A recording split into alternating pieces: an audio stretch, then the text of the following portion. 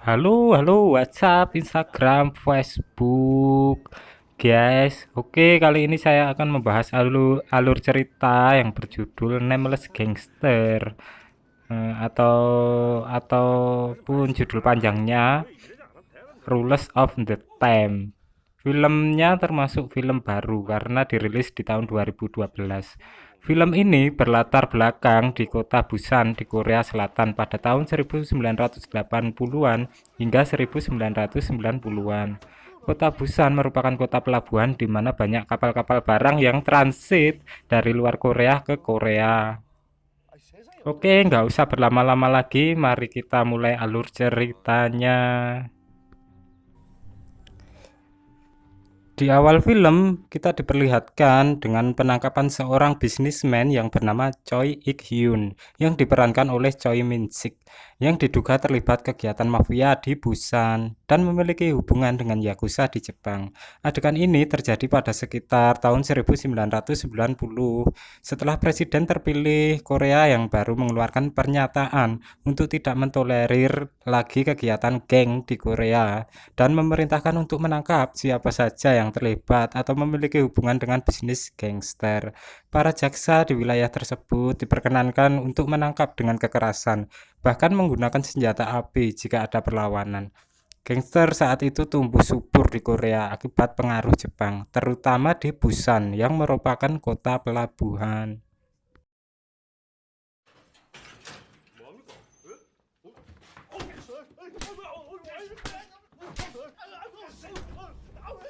Scene pun berpindah, di mana alur cerita mundur ke tahun 1980-an, di mana saat itu Ik Hyun adalah seorang petugas bea cukai Busan yang korup. Bersama teman-temannya, ia terkadang memeras atau meminta jatah dari para pengusaha yang ingin mengirimkan barang lewat peti kemas di pelabuhan Busan. Karena suatu peristiwa itu, hal ini terbongkar dan atasan Ik Hyun pun bersama teman-temannya akhirnya mengkambing hitamkan Ik Hyun dan Ik Hyun pun dipecat. Ik Hyun yang uring-uringan menemui teman kerjanya yang lain di pelabuhan. Saat mereka berdua sedang curhat, tiba-tiba mereka berdua mendengar ada peti kemas yang sedang dibongkar oleh pencuri. Ia segera menghentikannya, tapi pencuri tersebut berhasil kabur. Karena penasaran, Ik Hyun pun dan temannya membongkar peti kemas tersebut dan menemukan bahwa isinya adalah heroin dalam jumlah besar.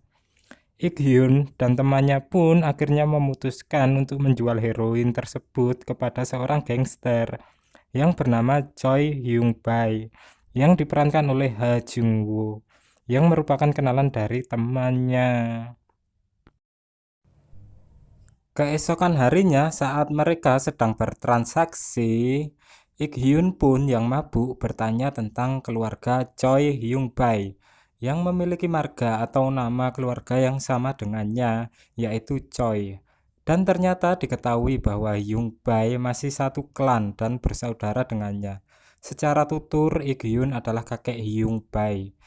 Ik Hyun menjadi arogan terhadap Hyung Bae dan menyuruhnya untuk menghormati orang yang lebih tua. Hyung Bae pun yang merasa kesal dan marah menyuruh anak buahnya untuk menganiaya Ik Hyun dan transaksi pun dibatalkan.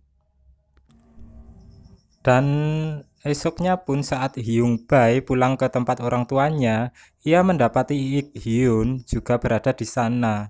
Dan ayah Hyung Bae sangat memuja Ik Hyun yang dulu pernah menolongnya. Ayah Hyung Bae menyuruh Hyung Bae menghormati Ik Hyun dan membantunya dalam segala urusan ataupun masalah. Dan pada akhirnya Ik Hyun menjadi bagian dari geng Hyung Bae dan dia diperkenalkan sebagai senior Hyung Bae. Dalam sekejap Ik Hyun dihormati dan memiliki anak buah karena dia adalah saudaranya Hyung Bae. Ik Hyun bukanlah orang yang pintar apalagi pemberani. Ia sebenarnya hanya orang yang besar mulut yang jago berbicara.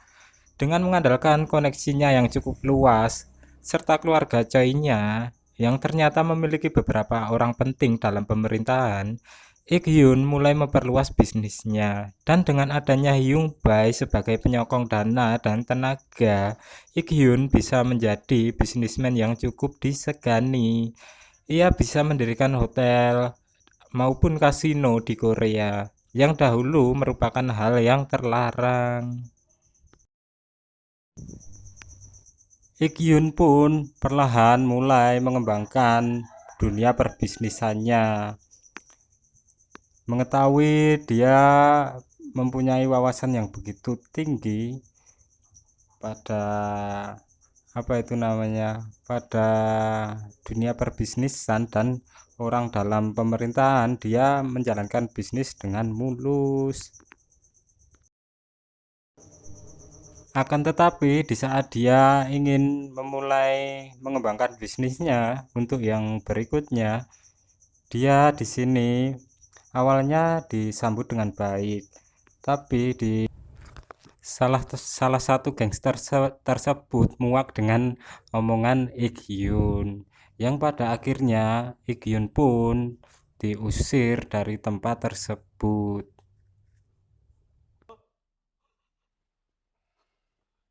근데 이쯤 애가 그만하는 게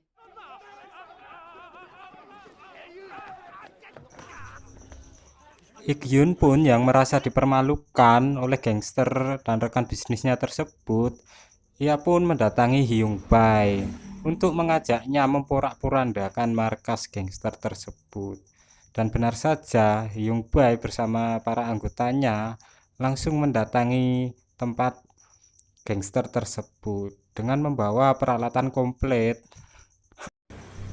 Hyung Bae bersama pasukannya berhasil meremuk-remukkan, menghancurkan tempat para gangster yang menghina Ik-hyun tersebut.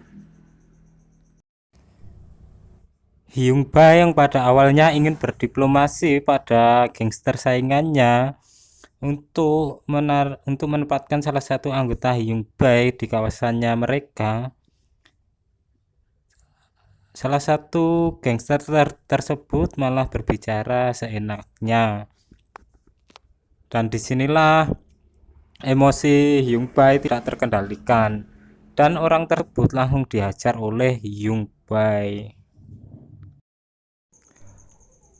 Scene pun berpindah di klub malam, di mana Hyung Bae bersama para anggotanya merayakan kemenangannya atas berhasilnya merebut kekuasaan ataupun wilayah dari gangster saingannya tersebut.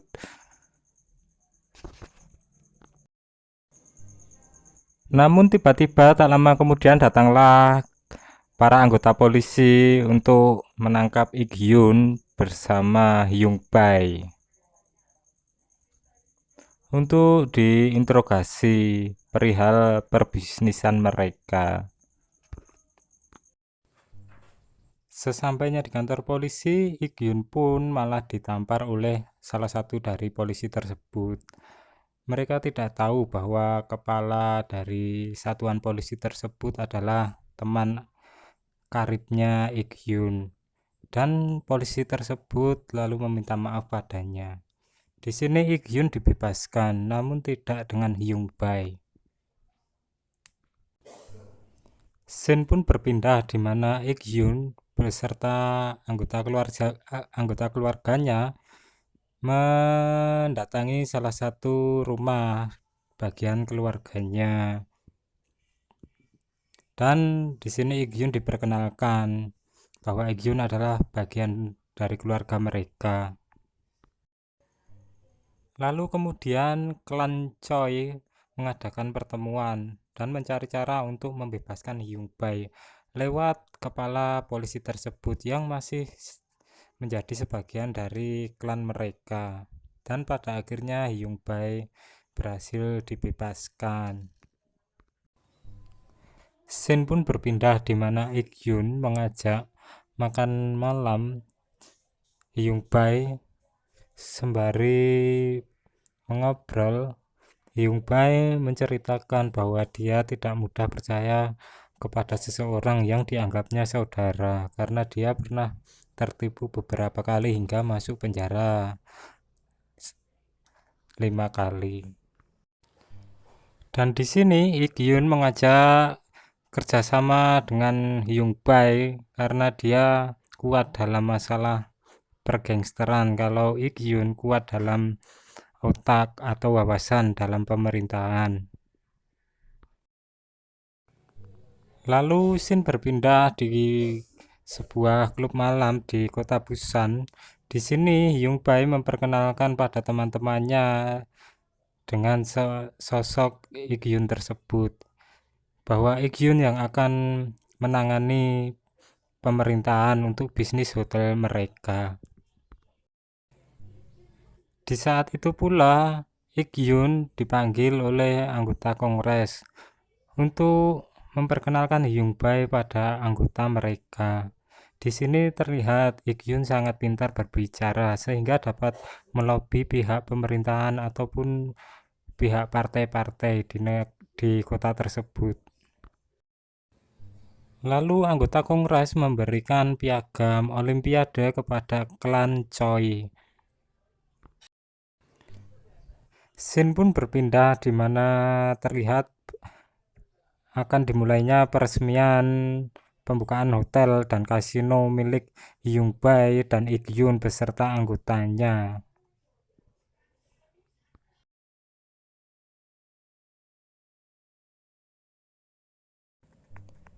Setelah acara peresmian hotel dan kasino tersebut selesai, Ik-hyun pun memberikan perhiasan pada seorang perempuan yang dimana perempuan itu adalah gangster ataupun pihak gangster saingan dari Hyung Bae. Dan atas perhatian Ik-hyun, perempuan itu lalu baper dan Ik-hyun. Dan di sini Ik-hyun mengatakan pada perempuan itu bahwa dia adalah nomor 1 di kota Busan. Wow. Kemudian Ik-hyun menemui para anggotanya, termasuk tangan kanan Hyung Bae. Di sini tangan kanan Hyung Bae merasa tidak terima atas perilaku dari Ik-hyun yang semena-mena terhadapnya dan ia mencoba melawannya, tapi di sini Ik-hyun memukul kepalanya memakai botol bir. Lalu tak lama kemudian datanglah Hyung Bae yang melerai mereka. Tapi di sini justru tangan kanan Hyung Bae tersebut dipukuli Hyung Bae sendiri sampai babak belur, sampai bocor itu kepalanya. Dan Hyung Bae berkata pada Ik-hyun jika ada salah satu dari anak buahnya berbuat kesalahan, bilang kepada Hyung Bae saja, biar dia yang menanganinya.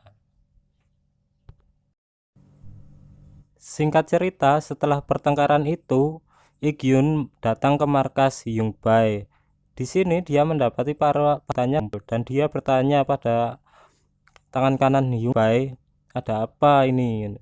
Tangan kanan Hyung Bae menjawab bahwa Kim Pan-ho ataupun gangster saingannya mengincar Ik-hyun dan bos Hyung Bae.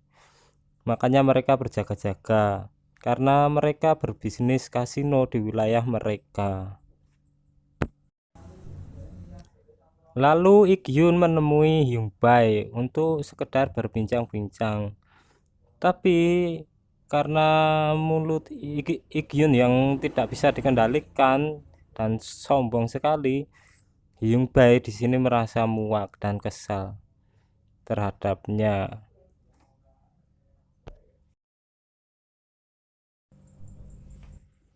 Keesokan harinya, Ik-hyun menemui Kim Pan-ho untuk mengajaknya diplomasi dan mengajaknya untuk bekerja sama membangun kasino di beberapa wilayah di Busan. Scene pun berpindah di mana banyak masyarakat berdemo soal pergantian presiden yang lama supaya digulingkan atau diturunkan secara paksa karena presiden itu membiarkan para gangster berkeliaran ataupun berkembang biak di kota-kota mereka. Dan Hyung Bae yang terjebak di tengah-tengah pendemo itu, dia dilukai para pendemo itu hingga berdarah-darah. Singkat cerita, Hyung Bae pun dibawa ke rumah sakit karena keadaannya yang sudah parah. Tapi untungnya dia masih selamat dan di rumah sakit dia dijenguk oleh Ik Hyun dengan beserta para anak buahnya. Karena suatu peristiwa ini, hubungan antara Hyung Bae dengan Ik Hyun menjadi renggang, di mana Hyung Bae di sini mengetahui bahwa rencana pembunuhannya adalah rencananya Kim Pan Ho, dan ternyata Ik Hyun adalah sekutunya ataupun kerjasama dengan Kim Pan Ho, dan Hyung Bae pun mencari Kim Pan Ho. Tapi sayangnya Kim Pan Ho tidak bisa ditemukan. Lalu keesokan harinya, para anak buahnya Hyung Bae mencari Ik Hyun dan berhasil menemukannya, dan Ik Hyun pun disiksa habis-habisan karena sudah mengkhianati Hyung Bae.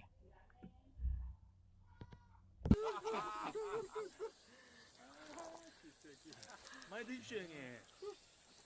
어우 좋아. 배고프다. Lalu scene berpindah di mana Ik Hyun yang sudah terlihat sedikit sembuh, ia secara gentleman mendatangi Hyung Bae dan meminta maaf atas perbuatannya dan menyuruh Hyung Bae agar tidak membunuhnya. Hyung Bae pun yang merasa kasihan kepada dia, bagaimanapun juga dia adalah saudaranya, dia tidak jadi membunuh Ik Hyun, tapi dengan satu syarat, Ik Hyun tidak diperbolehkan masuk ke dunia gangster lagi dan menyuruhnya untuk menjaga pembicaraannya yang seenak jidatnya.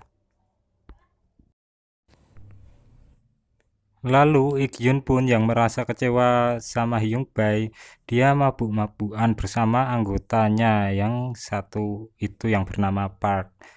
Dia curhat tentang Hyung Bae dan berencana ingin membalaskan dendamnya. Tapi tak lama kemudian datanglah Kim Ho yang mencoba menenangkan Ik Hyun yang sedang mabuk berat karena depresi sudah dipukuli Hyung Bae beserta anggotanya. Di sini Kim Pan Ho ingin mengajak Ik Hyun lebih mempererat hubungan kerjasama mereka. Scene pun berpindah di mana deklarasi presiden baru yang terpilih memerintahkan para polisi dan jaksa untuk memberantas para geng yang aktif di kota Busan dan diperbolehkan menggunakan senjata api untuk menangkap mereka jika ada perlawanan. Kemudian para polisi itu mulai melakukan operasi giat untuk menangkap para kelompok gangster yang berkeliaran ataupun yang tumbuh di kota Busan. Satu demi satu para gangster tertangkap. 우두머리급에 대한 검찰의 공개 수배 하루 만에 검찰은 앞으로도 연말까지 20여 차례의 파상적인 범죄 소 Para polisi terus melakukan penyisiran hingga berhasil menangkap Kim Pan Ho saat sedang di jalan.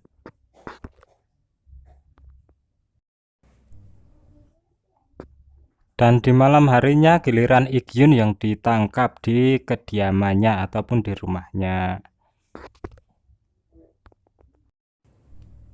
Sesampainya di penjara, Ik Hyun dipertemukan dengan Kim Pan Ho dan di sini Kim Pan Ho mengamuk-ngamuk marah-marah sama Ik Hyun karena dia mengira ini semua adalah perbuatan Ik Hyun.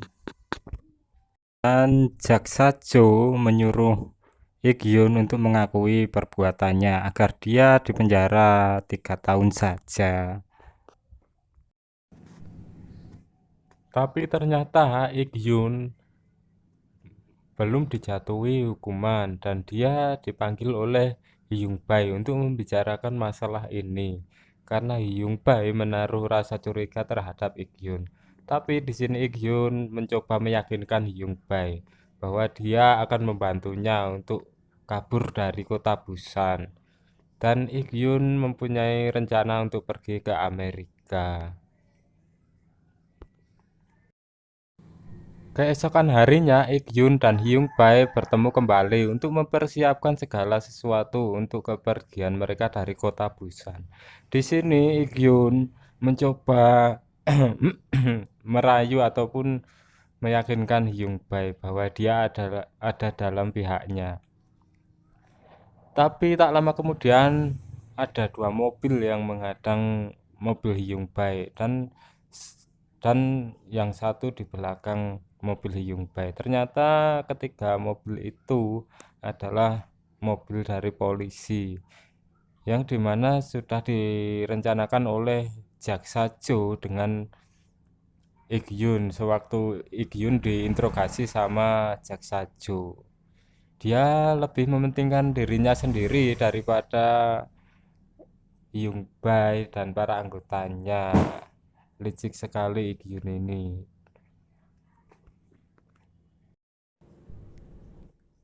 Lalu scene berpindah di mana terpilihnya jaksa yang bernama Choi Joo-han. Di sini Choi Joo-han saya kurang tahu ya, dia adalah anak Ik-hyun atau masih satu klan dengan Ik-hyun karena tidak ada kejelasannya. Oh iya iya iya, di akhir film kita diperlihatkan bahwa Choi dan Johan adalah putra dari Ik-hyun. Oke oke, kita mengetahui. Dan di akhir film ini kita diperlihatkan bahwa anaknya Ik-hyun sedang merayakan ulang tahun anaknya yang pertama. Dan sebelum film berakhir, Ik-hyun menggendong cucunya. Film pun tamat. Oke, jika masih banyak salah kata atau alur cerita yang begitu membingungkan lewat penyampaian saya minta maaf. Oke, makasih.